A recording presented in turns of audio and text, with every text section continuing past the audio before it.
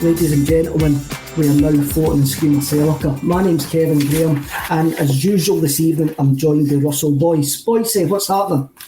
Once I was growing up, Kev, you know what I mean? I tried to bring a bit of style and panache to the parade, you know what I mean? I can't be fighting and all that when I'm going to watch the football. No. It's like a fashion show for me if I'm going to the football. 60,000 people there. I remember a guy said to me in Park, he goes, I think you're in the wrong movie, son. Says on a velvet coat. I said, I've got my ticket, mate. Don't you worry about it. The missus at the time was killing herself.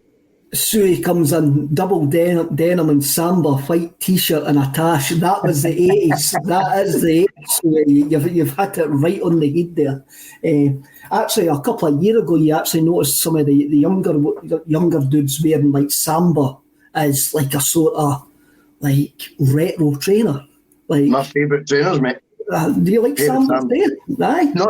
Have you ever seen the white ones? But not like they've got to be the super sambas, the exact same style as the black ones, but you get a white version. You can get them with either black stripes, gold stripes, or red stripes. They've not got any suede in the front of them. It's still the big chunky leather front, but the white ones they're stunning. Oh, nice. They're nice. It's just black sambas. They used to see, when I remember going to pubs in the late 80s and 90s and that, and all geezers had a pair of black sambas on. And it's just one of these things, eh?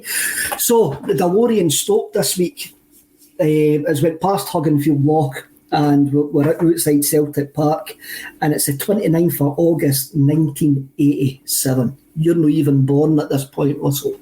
And this is my first Celtic Rangers game. My dad took me to this game because this was my first year at high school. And he says he would take me to a Celtic Rangers game when I went to high school. So this is my first game. The ticket was £3. That's how much the ticket was to get into the Celtic end that day. That is absolutely mind-boggling in itself. £3. You still got it? No, I haven't. Fair play to the Celtic wiki for reminding me it was £3. But I do remember it was green. I can remember the green ticket. I have to go to. I didn't keep stuff like that. I don't know. No, I'm not that. I've not, to be admit, I've not got a black box of memories either. Like, you know what I mean? But what was I going to say? The Celtic wiki, we definitely owe them a favour, like 100%. We do, definitely. They are the Bible for this show. Yes, at least we use it well, and we do credit them. Yeah, we do credit them where we use them.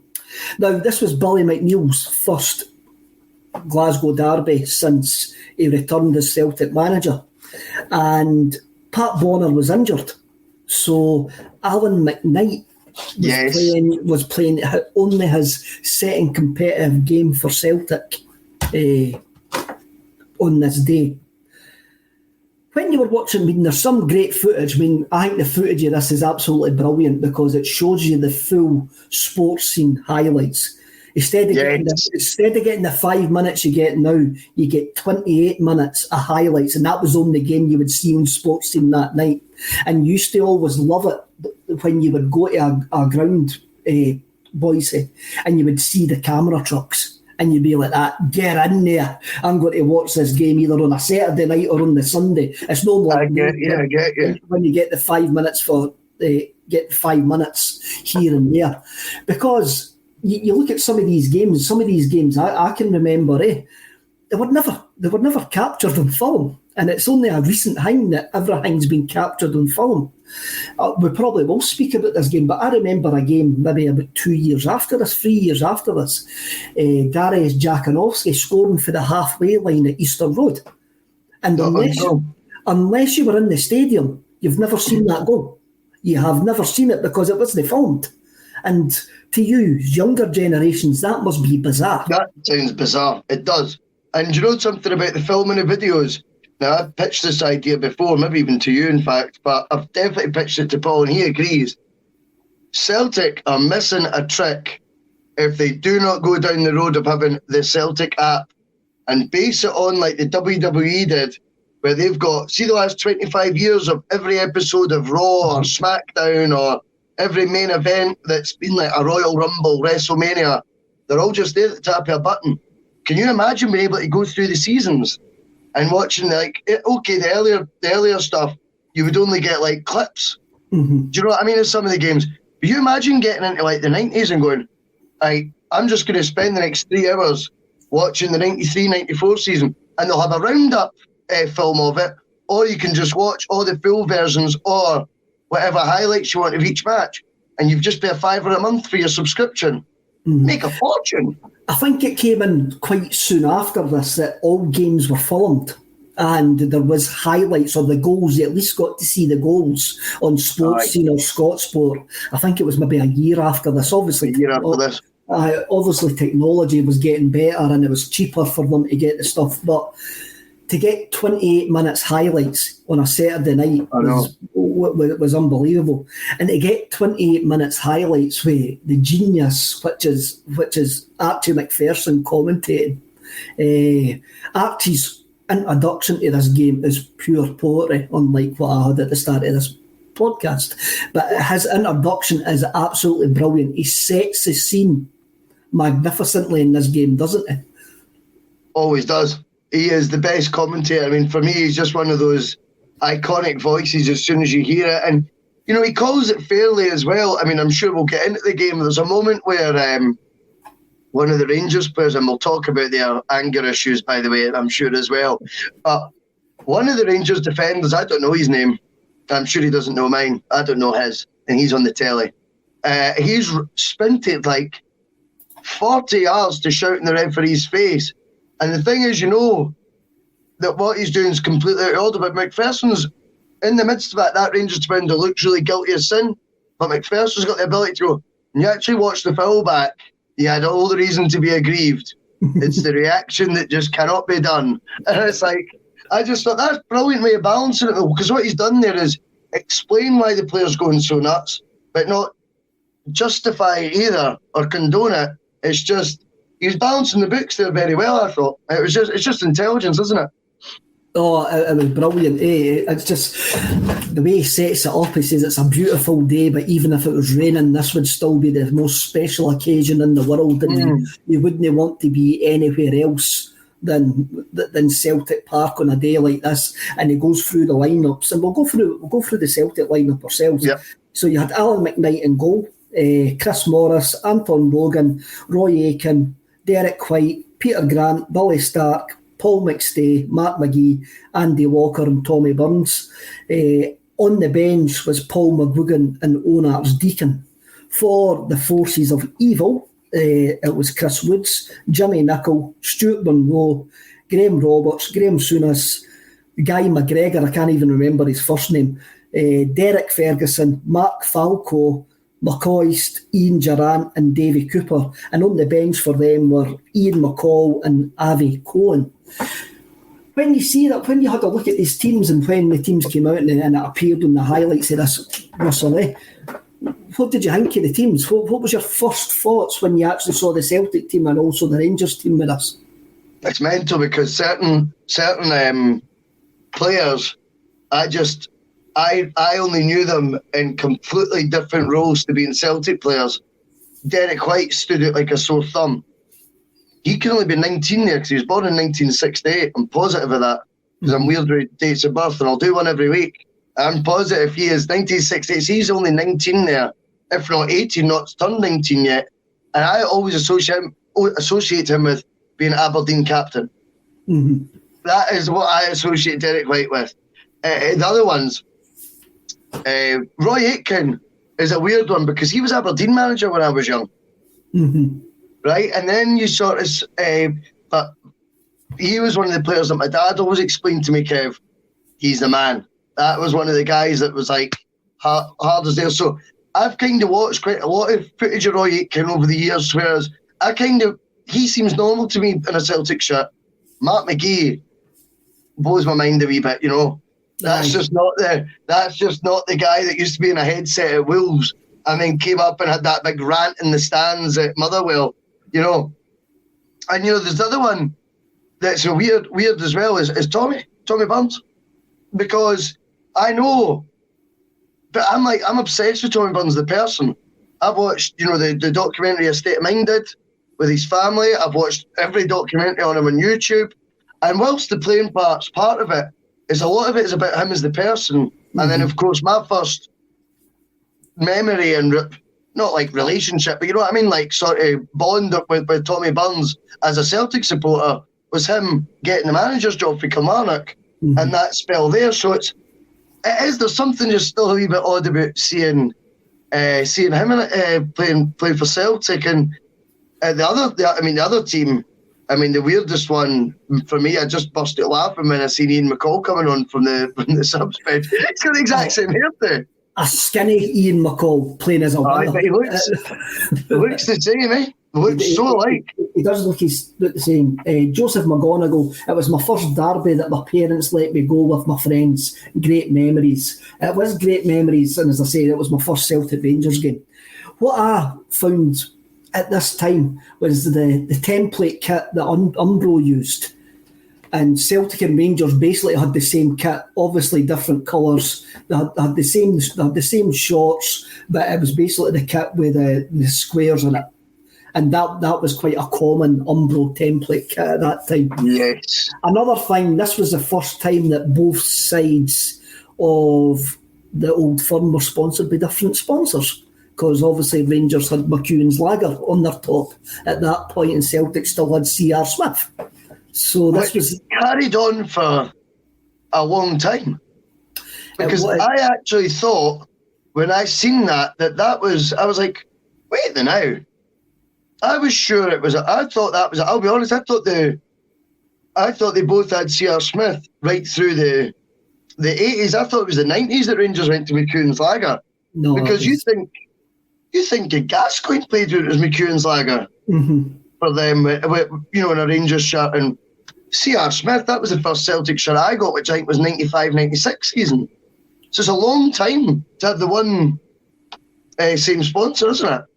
It is. And what actually happened, when Rangers had won the league the year previously and they still had C.R. Smith on the top, and I think they decided, we're bigger and better, and McEwen's Lager sponsored them. And that was it. That was the last ever, up until a couple of seasons ago when I think Carwin were the joint sponsors. I say a couple of seasons ago, that would have been the early 90s. That would have been Red Scotland. Derek White, I remember him well from the Celtic days. I often wonder where a 19-year-old could get a tan like that at Barrafield, because it was a fantastic tan. Strangelove the Doctor, Aiken was a boss. He was a boss. He was a right captain. Something that we miss. I think we miss that at times. He had the ability just to drag a team up the park, and he could play as well. I thought Aitken's moment. In fact, we'll get to it when you do the match. This is like, if this game kicks off and you've got Graham Roberts, who within the first minute and a half decides to rugby tackle Andy Walker on the way through to goal. Nowadays it's a straight red card. You do not pass go. I mean, there's a long ball. Andy Walker burst through it, and Andy Walker had a great start to that season, and the boy Roberts just pulls him down. It's a rugby challenge. It's a horrible challenge, but as you say, it sets the absolute tone for this side and the absolute tone of the way Souness wanted Rangers to play. Yep, I couldn't agree more, Kev. I mean, we spoke about it before. I think me and Paul spoke about it on Screamacelica as well. The two sides of these teams, their ideologies on the pitch are so far removed from each other. If anyone wants to think this is just two big Scottish clubs that go toe-to-toe, there's a difference, and it's so patently obvious. And I'm actually, being a part of Screamacelica has really sort of helped me sort of get that message through, because your eyes don't lie. What you're watching is one team yet again bringing the ball down at every opportunity they can to play passes, pass, 1-2s, and then another team determined to boot you off the park. Now, I don't know if the only thing I could say is the games we do, we don't exactly cover defeats. You know what I mean? We're not going to do it. How you would do that? That's Exactly. So, I don't know. Whatever moments of great football they've had, I'm definitely not seeing them. But what I will say is, it's not the first example we've had of an early challenge going in by one of them. It's just ridiculous. And it's completely sets the tone for a side that at times are determined just to try and win by blood and thunder and skullduggery and all that nonsense, you know what I mean? Whereas Celtic, maybe for their sins at times, always seem to want to win the Celtic way, and I like that. But this is where I'm 11, 12 at this point, and obviously brought up a Celtic fan, go to my first game as an infant, basically, and you always just told you didn't like Rangers. It was never a religious thing. I couldn't understand it, the religion thing whatsoever. I was always a Celtic fan. But I was always brought up to say Celtic were the Cavaliers, they were the Roundheads. We actually played football. They just tried to stop football. They were defensive minded. They were grim. They were the ultimate totem of Protestantism in Scotland. They were just staunch and just boring and stuff like that. And when you get to now, at this age, I'm getting into football in a big way. I'm actually recognising stuff. And when I saw this team, I hated them because they didn't play football the way I wanted to play football. They were just complete and utter animals who would boot you off the park, would win at any cost, and wouldn't actually give any... It didn't have style. I've been brought up watching videos of Jimmy Johnson and the Lisbon Lions, like any Celtic fan has been my age. So you say Celtic have to play like the Lisbon Lions. Like, we're getting... that's instilled into us. And somebody says to me, and it's Brian, my pal, says to me, he says, you have a look at Celtic's too, have a look at the both club's greatest players, who were voted as the greatest players by their fans. Celtic voted for Jimmy Johnson with Henrik Larsson second. Rangers voted for John Gregg, a defender who would actually boot boys left, right and centre. He says that, for me, that shows the difference between the two clubs. I always saw us as like the underdogs, as the good guys. And this game sort of brung all of that back to me. Seeing that in the flesh for the first time, basically, you've got guys like Monroe, Roberts, Souness, McGregor just booting guys left, right and centre, and us trying to play football round about us just summed up what Celtic v Rangers was. It wasn't the Catholic and Protestant, it was just good versus evil, good football against guys who would win at all costs, and we ended up cheating for a number of years after that. But this is what this game... I saw your eyebrows got up there, mate. Obviously, I'm fishing, mate, fishing. I like it. So, this, watching the half hour of this again, actually just brought that back to me. I just brought it back. That was my main reason that I detested Rangers, was this didn't play football the way I would want to go and watch that. No, this is the second example in the last sort of 5 weeks we've covered a Glasgow derby, Old Firm game, whatever one, delete where appropriate. I'm past caring about people getting all, get up about all that nonsense. Honestly, it's embarrassing. Who cares? But when you watch both the examples that I'm about to bring up here, it was unbelievable, their likeness from two different generations of teams. One's got like Davy Robertson and that at the back for Rangers. Same thing. Instantly, first 5 minutes, boom.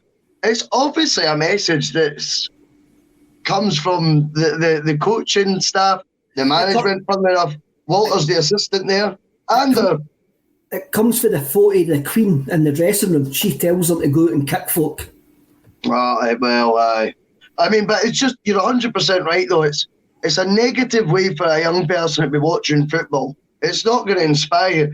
And the only kudos I would give is that from what I watched, the 28 minutes today, I thought Derek Ferguson and Ian Durrant both thought they could play a bit of football, and yet were wasted. And I know Souness was regarded, I mean, I read the Sunday Mail article after it by someone Ferrin, and he was saying Souness may be one of the best midfielders in the world still, but he can't control his temper. I'm like, so he was still regarded as that. I don't know if that's media bias. No, he was at that time still the He still was. So there you go. And you're going, surely you're good enough then not to have to resort your teammates around you to those tactics. You looked every time Derek Ferguson got in the ball, he looked like he wanted to play football a bit. Durant was that mixture where he looked like he could maybe play football, but then you seen a few snidey moments from him as well, and you thought, it's just getting ingrained in you guys from a young age. And do you know something? It's a waste for young players to be coming through that have got the ability and getting those sort of old school, whatever sort of tricks you want to call them, Kev, being sort of forced upon you, because I just think Souness could have took those guys to crazy levels if he's one of the best midfielders around. But instead, it's this way they've got that it's just, It's ingrained. It is there. Ingrained, aye. It is ingrained. I'm going to bring up Strangelove the Doctor here. He says, I rejected the religion thing as a kid. It was a social inequality and injustice towards Celtic and anyone with high Irish heritage that drew me to Celtic. That was later on for me once I started learning about the whole Celtic, the civil rights stuff and all of that. And that's why I'll always be a Celtic fan, because I do believe, and again, some folks say the politics shouldn't sit with football, but Celtic were formed out of a political struggle. And so there's going to be a lot of us who are always going to have that political stuff in the background going on. You mentioned Ian Durrant. Ian Durrant has a kick at Alan McKnight in the first couple of minutes as well. That was that was the first naughty one. And like, you go, as you say, Durrant was a decent player. Derek Ferguson was a decent player as well. But they're in a team with Graham Roberts, in a team with Graham Souness. Now, what you've got to remember is eventually when Souness gets sent off here, it's the third time he's been sent off in Scotland that season. And I think there's only about 6 or 7 games played. Well, it's only 29th of August. And he's had 3 sending-offs in Scotland already.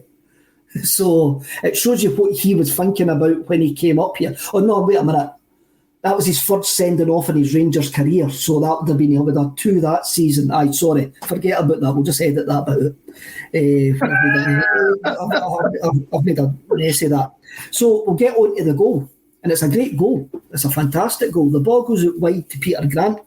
Grant crosses it in. Mark McGee does the overstep. And Billy Stark comes in from the right wing and fires a superb drive. What a finish. Into the bottom corner. 4 minutes in. And I'm in the Celtic end. And I'm at the corner of the Celtic end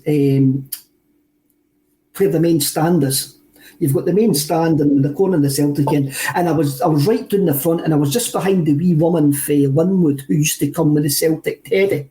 I can't remember her name, but you see plenty of Celtic photos, and there's this wee woman standing there with a Celtic teddy, and I was standing behind her, and the place went bedlam and all of that. It's a picture of goal for a guy that a lot of the Celtic fans didn't want to sign that summer. Well, yes, I mean the actual finish itself is outstanding. I also think, again, it was another example of football getting played when we've had 2 examples. It's only the 5th minute that Stark scores, and there's been 2 examples of needless fouls from them, or deliberate fouls, whatever way you want to put it, and yet Celtic are still getting on about the business with step overs, beautiful finishes in the bottom corner. The frustration will be, the more I watched it, was obviously I know the score before I start watching these 28 minutes highlight, and the frustration was, how's this only going to stay 1-0? When you score after 5 minutes, you just feel, look at their mindset, look at Celtic's confidence, swagger, bravado, and they've now got the goal. Do you know what I mean? So they've now got their foot on the neck. It's like, that should never have been one that, by the end of it, you're going, at least we got out of there. You know what I mean? With the victory just winning 1-0. It's interesting that.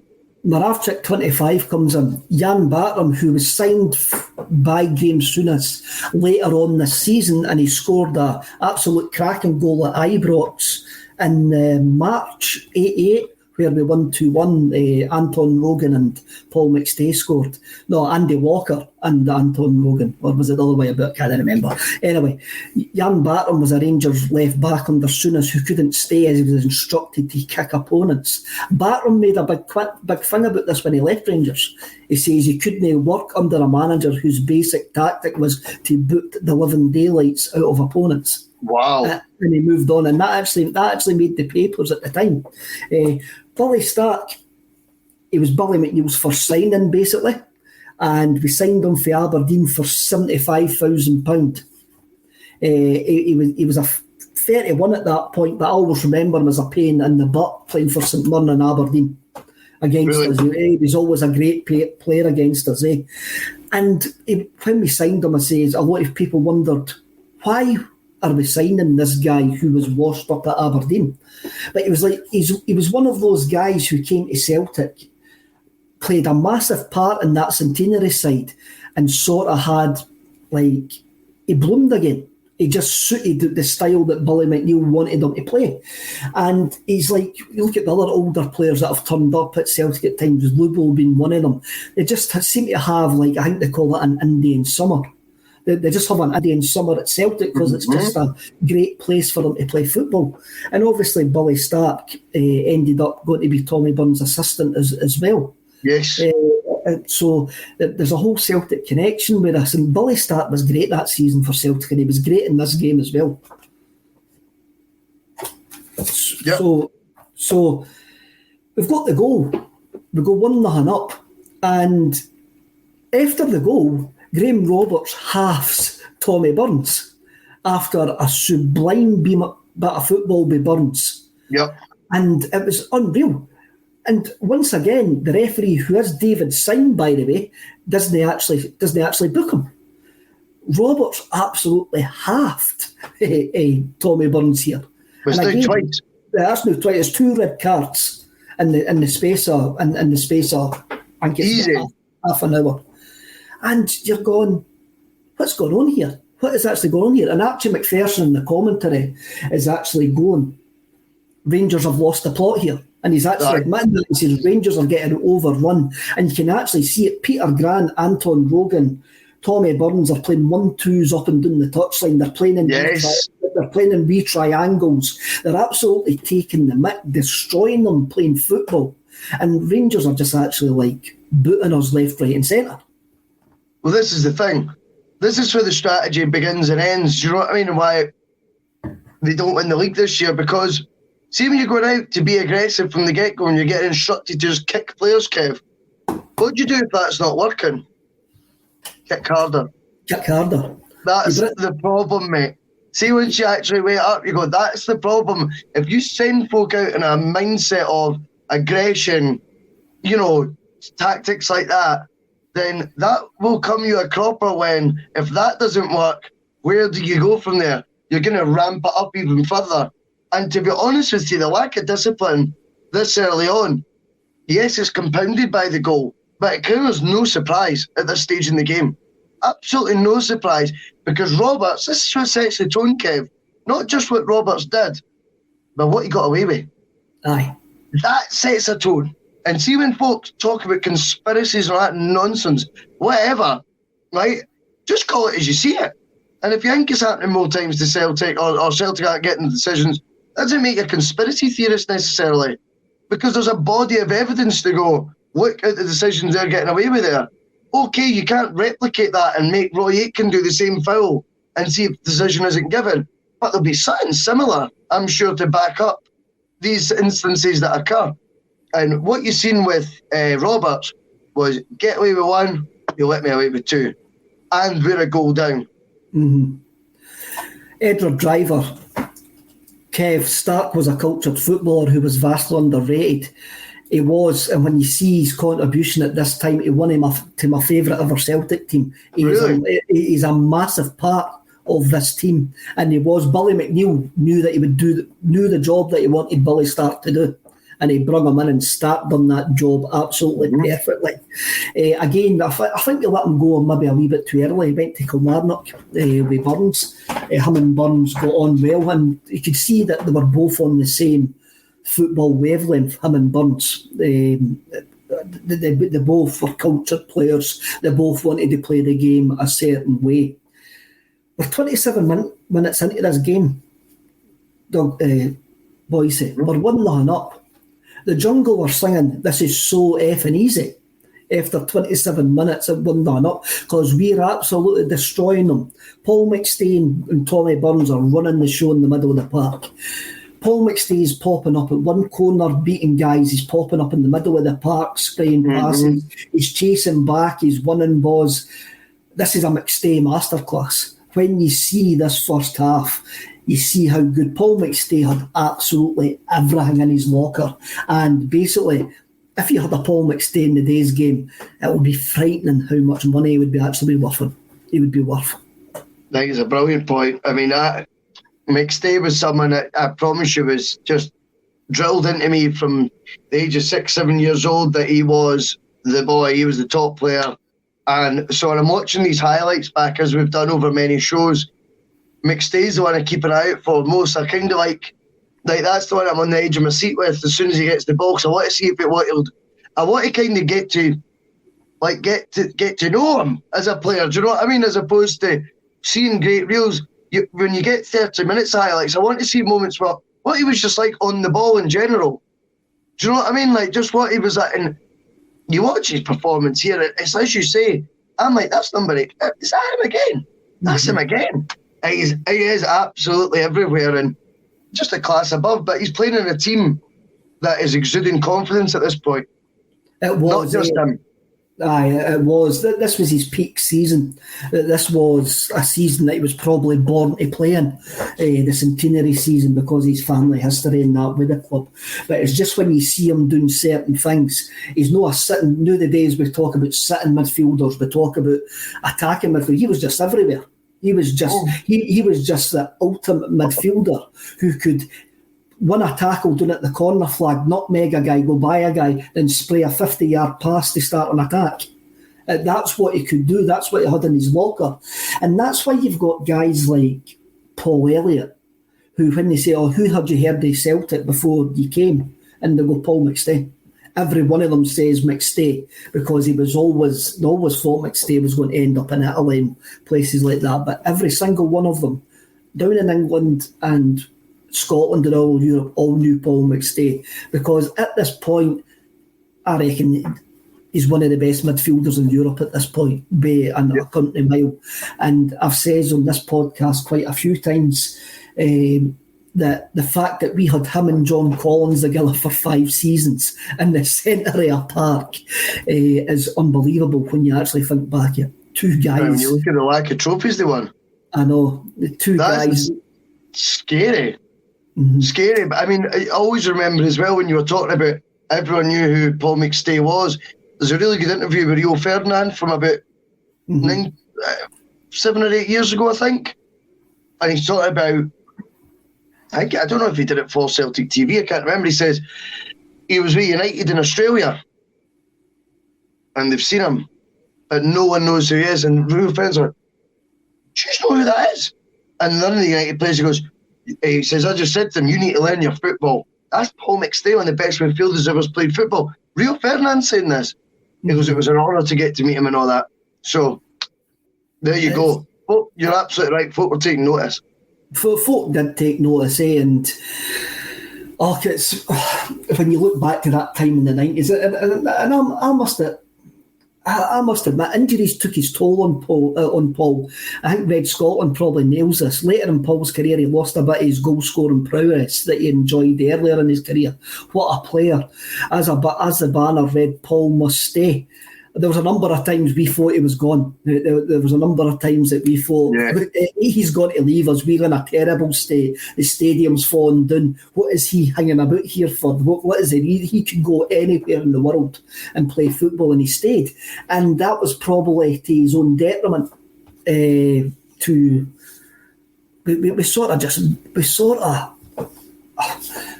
all depends what comes first, though, Kev. The footballer's career or the measure of the man?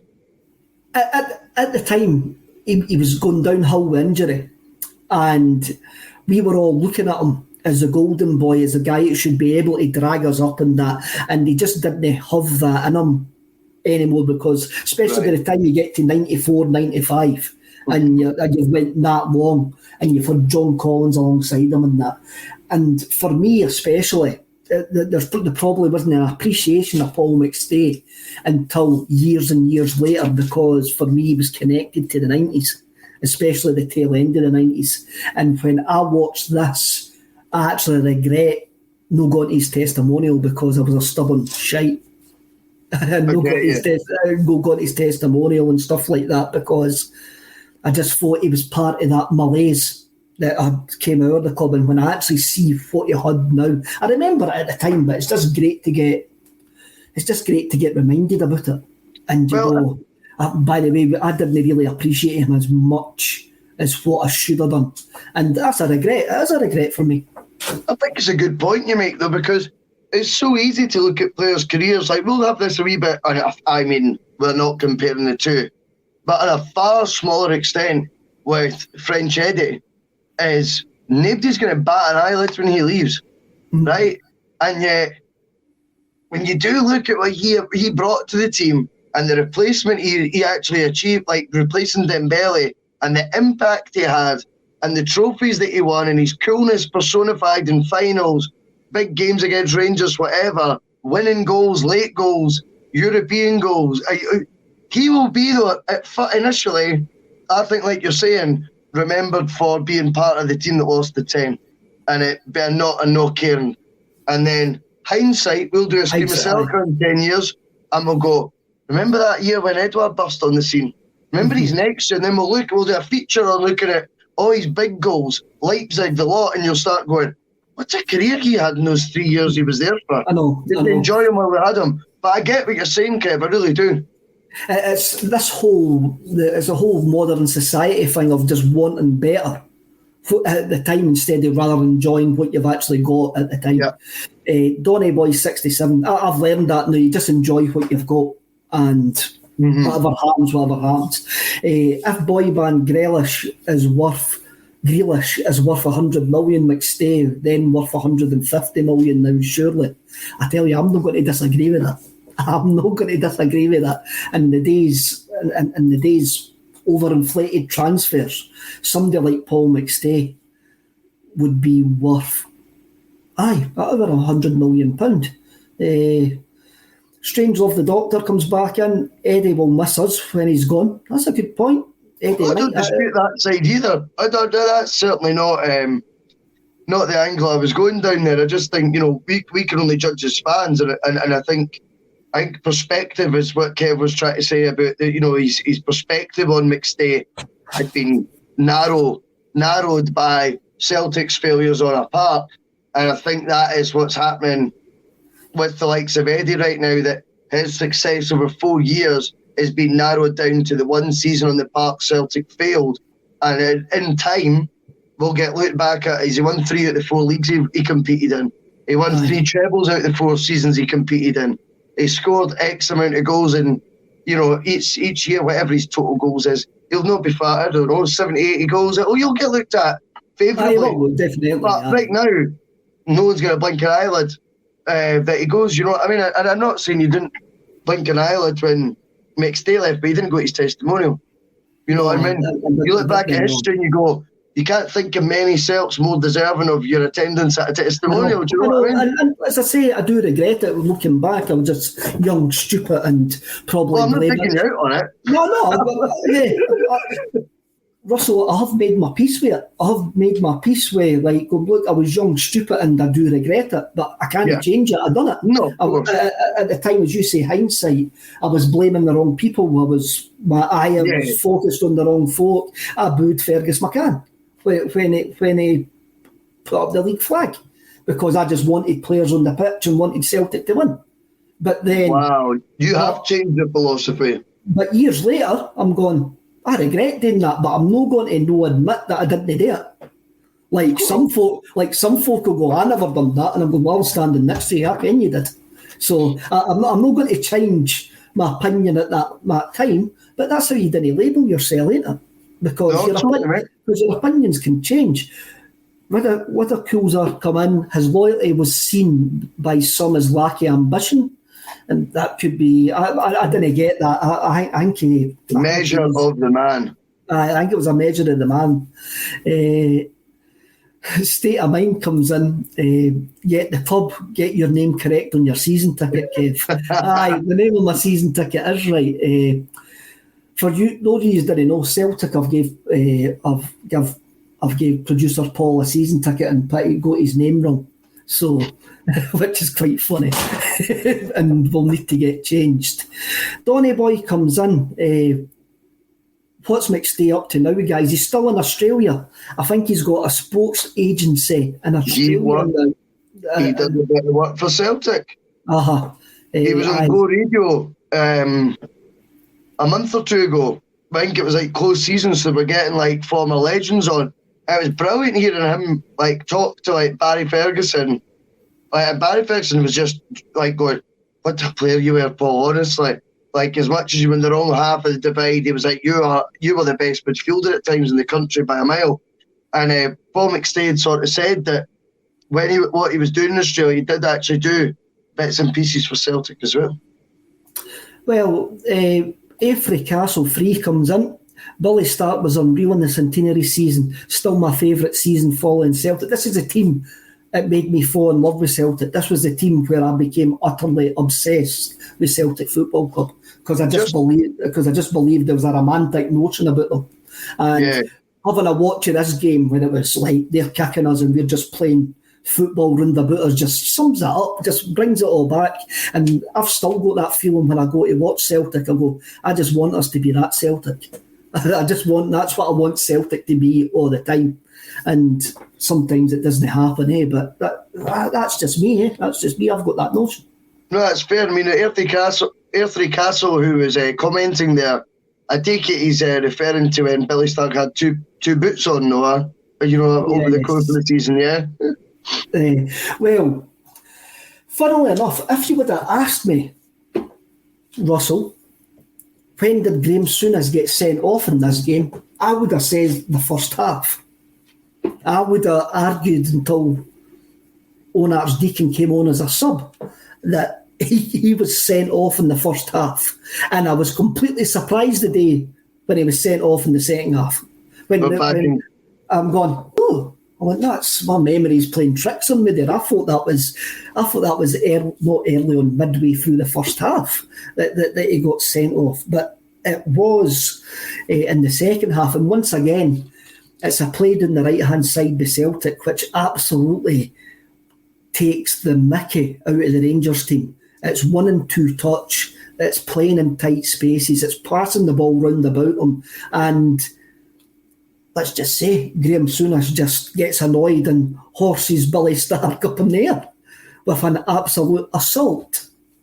It's not even thinking about the ball. He's done his, I don't know if he thought that he was going to get more leeway than other players were, because what he actually does after is the worst bit. He kids on, he's like, "Oh, sorry, I caught you there," and he's leaning over Stark, going, "Oh, sorry, you've seen him when he boot on. Mm-hmm. You've seen the ball get passed. You've started sliding at the moment you've seen the ball getting passed because you're nowhere near it again. You're chasing shadows." At no point is he trying to even think about winning the football there. All he's trying to do is take Billy Stark out, a man with only one boot on, and do it with 2 feet. And it is beyond reckless, but to have the audacity to go, oh, like that, the 2 hands up and bending over and tapping him on the back. I mean, that is arrogance that is just beyond belief, that you honestly think officials, etc., are going to genuinely fall for that nonsense? Or is that how arrogant they had become? Well, it was for me, it's for how arrogant they had become, Russell, because after the tackle, Roy Aitken steams and Chris Morris steams and they all steam in, and Graham Roberts steams in for the other side, so does Stuart Monroe, and there's a bit of a melee, and they're all proclaiming Souness's innocence. You're going, there's no innocence whatsoever in this. He horsed a guy that was holding his bit in his hand in the air after running 7 yards to tackle him. The ball was well away when he actually put him in the air. That's what I'm saying. The ball was not there to be won. It was a straight sending off. And it's interesting, Billy Stark says years later that it was a booking, but I didn't think it was a sending off. He tried to break your leg, Billy. Surely you should just come out and say the boy's an animal. He should have got suspended for 20 games. It was a horrible, horrible challenge. Oh, it's a horror challenge, all right. But Roy Aitken, I wanted to touch on this because, again, one of the reasons I love this show so much is when I'm looking at some of these matches with like fresh city eyes, I don't know what Roy Aitken's reaction is, but it's the finger point and it's no. Like, no, that's just not happening. I thought it was wonderful to watch. I was like, look at the fear as well. Souness doesn't know what to do with the bear. Absolutely nothing. He doesn't have a clue what to do. Eventually, it's his wee pals that are left trying to bicker away to the referee. Not even Aitken and that. They've cleared off by then. Aitken's way back to his position. Souness is sprinting off the pitch. And the Rangers players are taking out their ire on the official because they didn't fancy it with Roy Aitken steaming over like that. Trust me, I could tell this from watching it back. You're going, oh, he's got that well under control. There was, when the Bears started losing a lot of his presence and the team started going down, there was a few games where Aitken was completely booted about the place, Bay Rangers, and they took liberties against them. But as you say, at this point, this is a prime Roy Aitken, and they didn't fancy it. They just do not fancy it whatsoever. The other thing that I wanted to talk about, I mean, Graham Souness, everybody, you see guys on Twitter and like say, oh, Graham Souness is an alright guy. And I'm going, no, Graham Souness is an utter animal. It was an utter animal in the park who went out to maim people. And there is an argument to be had. I mean, you look what he done to George McCluskey in his first game for Rangers against Hibs. You look at the whole melee which ended up ruining Ian Durrant's career. Who starts it? Graham Souness starts it. Mm-hmm. And unfortunately, one of his players ended up on the wrong end of what was a career-ending challenge. Let's no beat about the bush here. It was a horrific challenge. But the whole stramash started off with Graham Souness having an equally horrendous challenge, which the player was lucky to get away. The player was lucky to get away with, not being injured. And if you've got a guy like that in the team, you are only going to play one way. The other thing that I wanted to bring up was Davy Cooper in this game. And again, this could just be me, but when I was growing up, I had a lot of Rangers supporting friends, and they all hated Davy Cooper. They all says Davy Cooper was like a charlatan. He only played one game in 5. They never wanted to be Davy Cooper. They never wanted to. They never rated him. And I find it absolutely bizarre now that there seems to be a whole load of revisionism about Davy Cooper, and he's now held up as one of the greatest ever Rangers players. And I just keep on thinking back to the 80s and talking to people, and even in the 90s, he was never rated as a Rangers player. And I find it, and he took off in this game quite early because he's playing left back. He never was. We had him pinned back. Left back. But I'm wondering sometimes if do we do the same with players? Are we the same? Yes. Revisionism is something that is important in football because revisionism doesn't necessarily need to mean. Oh, there's my telly randomly going on. Doesn't necessarily need to mean it's fake. Aye. Do you know what I mean? It's let me turn my telly off, Kev. That's doing my nothing. Maravchik 25 comes in here and he says Davy was a smashing lad. And I'm not slagging Davy Cooper here. I just remember the vitriol that he used to get for guys that I knew supported Rangers when he played for Rangers. I remember going to a game at Brockville when he went to Motherwell, and Falkirk against Motherwell. My pal Darren was a Falkirk fan, and Celtic won the playing that weekend, and I went to watch Falkirk against Motherwell, and Cooper was utterly superb for Motherwell that day. Absolutely ran riot that day at Brockville. And I often wondered, when I came out the ground that night, I went, he was a player. I went, he was a really decent player. But then I remember saying to my Rangers supporting pals after it, and they were going, nah, I never rated him. And I was weird. That's weird. Well, what I'm saying, I mean, I just think when we look back, you start to appreciate players for the type of player they were. See, when you're watching in the present moment, you're caring about winning. And if someone looks culpable or not, like, directly influencing wins for you or whatever, then sometimes you can, at the time, be harsher on them than what the actual reality of their ability as a player is. I mean, there's loads of examples where you look back, I think, at Celtic players and you think, do you know what? He was pretty good.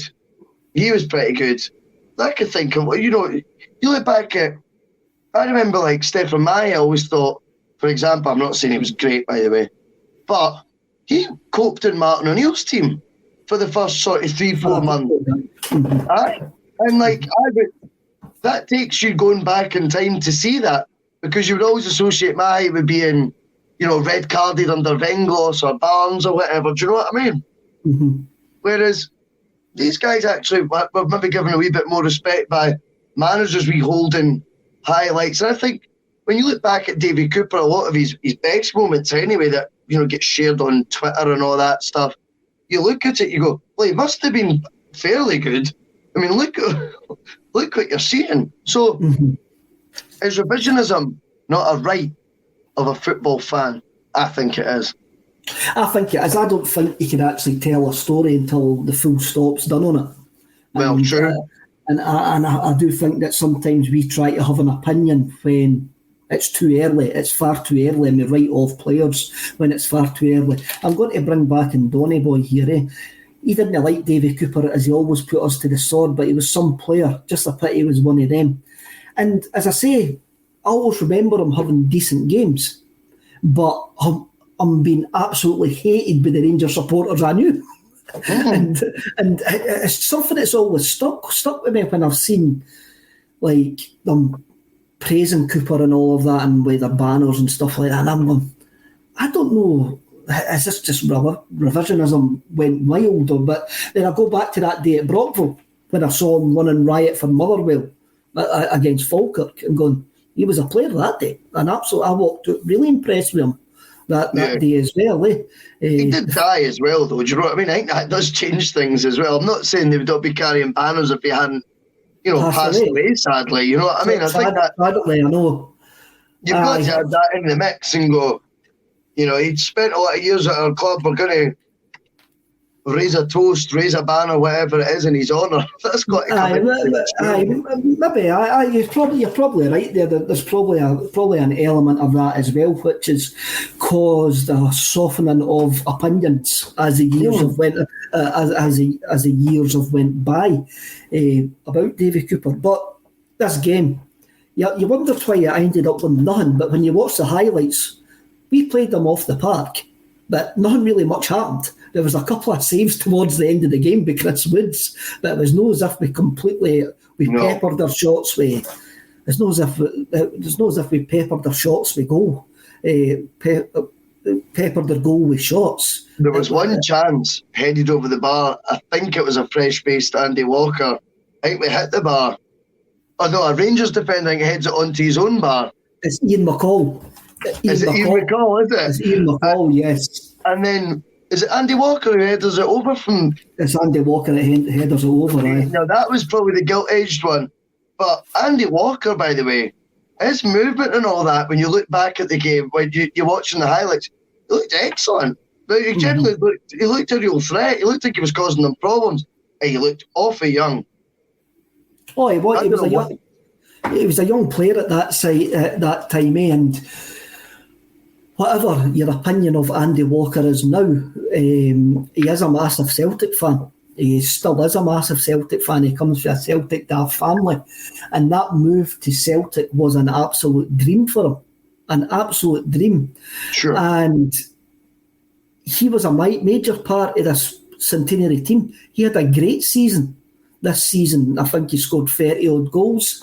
He had a sort of iconic celebration, the hand up and like. But as you say, he was a young laddie at the time. I can't remember his age, but I'm sure he was maybe 22 there, 23. But he was fantastic this season, and it sometimes pains me to see some of the abuse that he actually gets now, especially from a lot of the younger generation that never remember him playing for Celtic. Yes. Especially during that season. But again, I'll admit, I'll look at that team through completely green-tinted specs.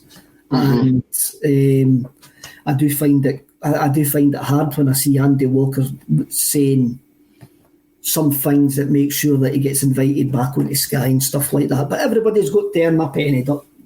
Sure. Everybody's got to earn my crust. So fair, how you do it is how you do it. For this was a win for the good guys. They were the anti-football antichrists, and the anti-football antichrists, I think, suits Graham Souness's reign as Rangers manager, and a lot of Walter Smith's reign as Rangers manager as well, because Smith was both spells. Both spells, and it's one of the reasons that if Rangers were outside my back garden now, battering the ball off my window, I wouldn't actually go out and see what was going on, because I've got it ingrained in my memory that they play horrible football. That's it. And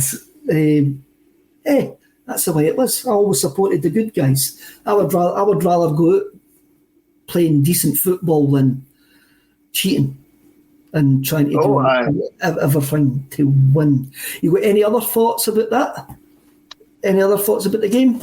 No, I mean, I just thought it was good to see. The only thing I was going to bring up was, it could be me. I know, obviously, we've spoken Aitken and Stark, who would have been older. But the other names that we've mentioned, it strikes me as an extremely young Celtic side. That's why Bully Stark came in. That's why Bully you need that balance. That's why Bully McNeil brought in Bully Stark to actually add that sort of experience. When you look at Chris Morris arrived up from Sheffield Wednesday, not really having a clue what Celtic was all about before the season's out. He's at Euro 88 as a Republic Island player. That's right. So for a Sheffield Wednesday reserve to go into the Euros with the Republic Island, what a fairy tale story that is. It's quite a story. That is quite a story. Again, I'm just thinking back to what I watched today and what I watched at the time. But the balletic skills of Burns and McStay in this game, anybody go and watch these highlights, and there's no any other player on the pitch can touch Paul McStay or Tommy Burns. Unless it's a foul. What's that? Unless it's a foul. Unless it's a foul. You know what I mean? At this point, you can actually see the Rangers players having a look at McStay and Burns going, I wish I had you on my side, because they were just such fantastic footballers, and a lot of time that is forgotten. It was a great day, my first Celtic Rangers game. Happy memories. Happy memories of that. The other thing that we've got to actually mention now, there was 80,000 Rangers fans there that day. 18,000 Rangers fans. Wow. That's mad. Now each team gets 800. That shows you how things have changed. Yeah, I mean, I don't like that, to be honest. I think that's petty. The 800. I mean, 18,000 does seem a lot. But why not? I mean, they've got the whole terracing behind the goal and the front bit of the main stand. So I think it was 18,500 tickets they used to get. And that was at 60,000. I think it was 6,800 was the crowd. Aye, that was always Celtic's official attendance for a sellout. 60,800, yes. What are you suggesting, Kev? I'm not suggesting anything. It just seemed to be a good figure for them to actually say all the time, as they were loading bags full of cash I thought you were saying something else. and Vauxhall Vivas. And scurrying off down the Gallagate with them. Right. May as well move on to music. And we're going to do an album this week because we've got some metalheads on the show.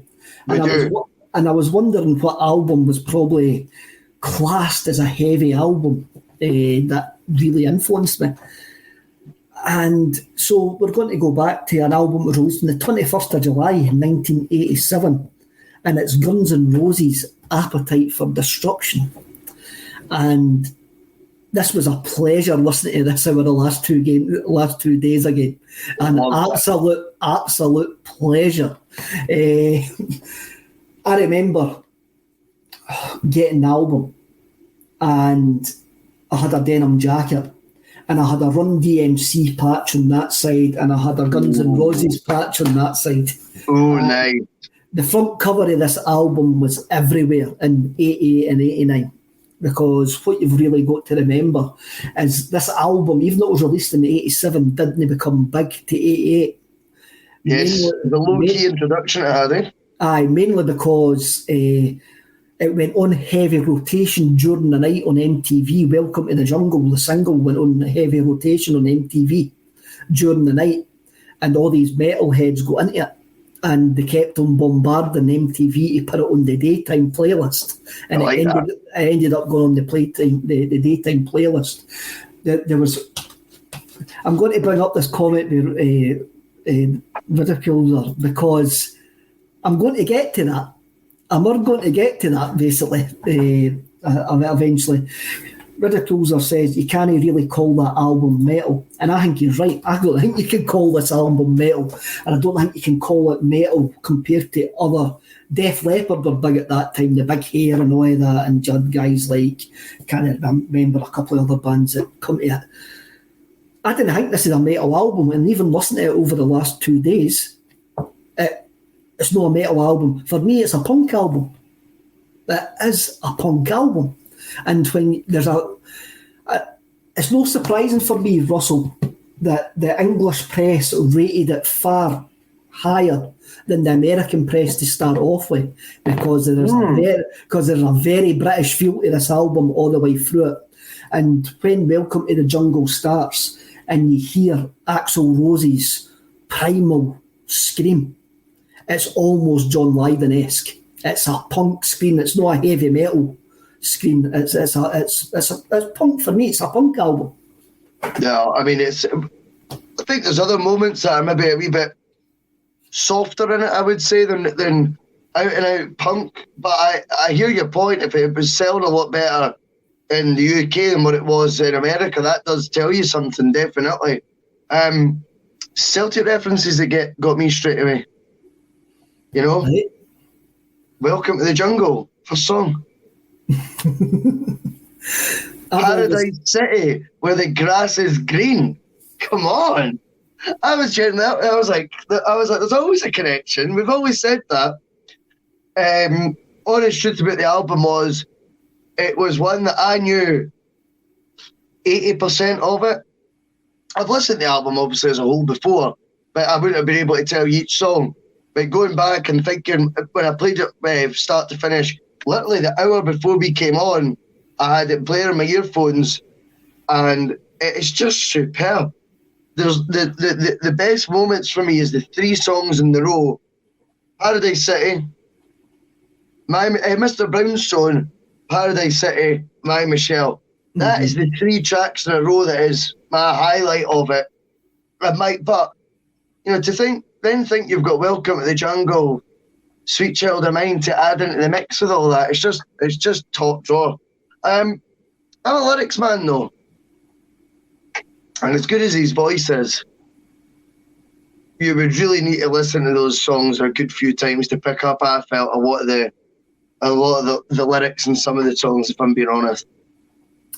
Aye, definitely. There's a lot of... Look, Axl Rose is probably not the most easiest person to get on with, and I think that has been proved over the number of years. Even the formation of Guns N' Roses came from two LA bands, one called LA Guns and one called Hollywood Rose. So the two, and that's how they got the name, like Guns N' Roses, after these two bands split up. And well, you just have to have a look at the final song on it, Rocket Queen. The noises of the lady moaning, and this was Axl Rose having a liaison with the drummer's girlfriend in the vocal booth. Right. So he wasn't a particularly nice guy. One decent thing about this album is Kenny recorded every vocal line by line. So he would do one line, then do it again, do it again, then go down it. So every line sung on that album, he's done it singly. So is that because of the style of singing? Maybe. That could well be. Because it's a hard style to sing, isn't it? Mm-hmm. And if you're trying to go relentlessly recording an album and you're doing 3-4 takes of that song, and as the song's building, your key's changing as such, but already in this abnormal voice that he's got. I like it, by the way. Mm-hmm. But I wonder if that line-by-line thing is because of the strain it would be putting to actually be able to sing it. It'll be interesting if any of the viewers watching actually have any insight on that. I did not know that. What I read, it was down to perfectionism, that he just wanted to make sure it was perfect. And basically the band just left them in the studio like to do it because there was no point there was no point in them being there as he was repeating lines over and over again. Do your boxing. Paul comes in. Axl's favourite singer was Dunfermline's Dan McCaffrey of Nazareth. For Appetite, Axl requested the producer of Hair of the Dog by Nazareth, Manny Charlton. Manny was in the middle of recording Cinema with Nazareth, so it didn't happen. So there you go. Strange of the Doctor came back in earlier on and he says that Slash, the guitarist, grew up in the UK, so I didn't ken that. So that would bring up how the album sounds extremely British influence to me, rather than... I did not know that either. Rather than like Motley Crue influence, because they seem to that late 80s LA scene, they seem to have been lobbed in with the Motley Crue and stuff like all that hair rock and that, and I'm going, no, they didn't sound nothing like Motley Crue or AC/DC. All these bands are meant to sound like, they actually sound like a British punk band, but they look American. For me, it's a fantastic. It's a fantastic album. It still is a fantastic album. And we were talking about revisionism. Again, the American press revised this album when it started selling millions and millions of copies. Those says it was absolutely brilliant. Yes. But maybe it just shows you what's in fashion at that time. Just they didn't write it, but they didn't actually judge the music. It just judged what was in fashion at that time. Do you know what I found with it? Listening to it, right, and then you're comparing it with the football that I've watched through the day. And I would say the football that you're seeing, maybe not from Celtic, the football you're seeing and the, two subs and sort of the graphics on the screen, right? The way like the team names are coming up, and then you compare it with how fresh the music sounds, and you're going, that Rangers Celtic game to me seems from 20 years before the Guns N' Roses album. Yes. Well, that would be my takeaway would be that Guns N' Roses album could have been yesterday. Oh, if not yesterday, not that long ago. It sounds fresh. You watched that Rangers Celtic game, you knew you were going back in the DeLorean in time. Aye. There's a big difference between that, and I find that with music and football so fascinating. Like how one can take you feel you're going way back, and yet Guns N' Roses, that album came out the same year I was born, just as much as that Rangers Celtic game was, and yet I would say I feel more connected, would that be the right thing, with the sound of the Guns N' Roses album than I did watching the watching the Rangers Celtic game. So interesting, eh? I think that's the test of a decent album. Obviously, football has changed. That the athleticism is far superior to what was in 1987. You could pass the ball back to the goalkeeper and he could pick it up and stuff like that. Yeah, I noticed that. But when you've got an album where you can listen to that 35 years, 35 years later, and you go, wow, if that was released today, that would still be a classic album. That is a sign of utter genius. That is a sign of utter genius. Paul comes in, Geffen asks Slash to replace John Squire in the Stone Roses in 1996. Ambitious. Username Slash's mom went out with David Bowie. We're learning a lot about Slash tonight. Strange Love the Doctor. Rock and metal usually ages really well, unlike pop. State of Mind again. Ian Brown didn't want Slash to bring his snake to the rehearsals. Was that his real snake, Paul, or his trouser snake? You need to verify that for us. What I remember, after this Guns N' Roses stuff, this Guns N' Roses album was everywhere, and they were rock and rollers. They were on the front pages of they were on the front pages of the tabloids and stuff like that, because they just loved life like a rock and roll cliche, basically. Eh? And I always remember, by the time they get to November Rain, which I actually found out today, November Rain was recorded for this session as well, for Appetite for Destruction. Mm-hmm. And I always remember the video for November Rain, and you're sitting watching it on the chart show on a Saturday morning. You'll never remember the chart show. I do remember the chart show on a Saturday morning. You do remember the chart show. I used to watch it at my grand's on a Saturday morning. Nah, the set of headphones. Uh-huh. That was the wee logo.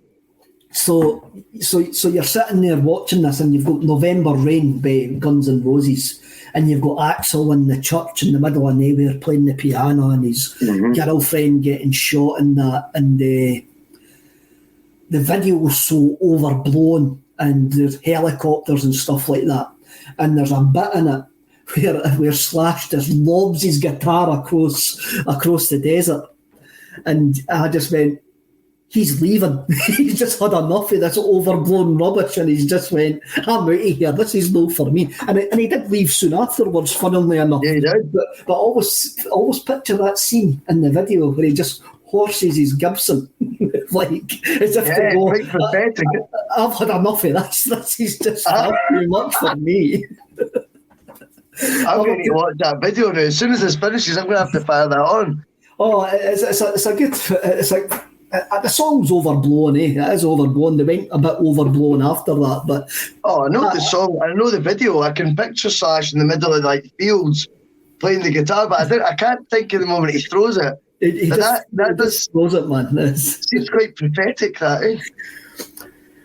Wait, for me, this is a punk album, and as I say, it was great listening to it over the last couple of days. I had a wee look at the charts. Number one in the charts was Rick Astley, We're Never Going to Give You Up. Yeah, that was the longest serving number one of 1987. Mm-hmm. Was it? Aye. Mm.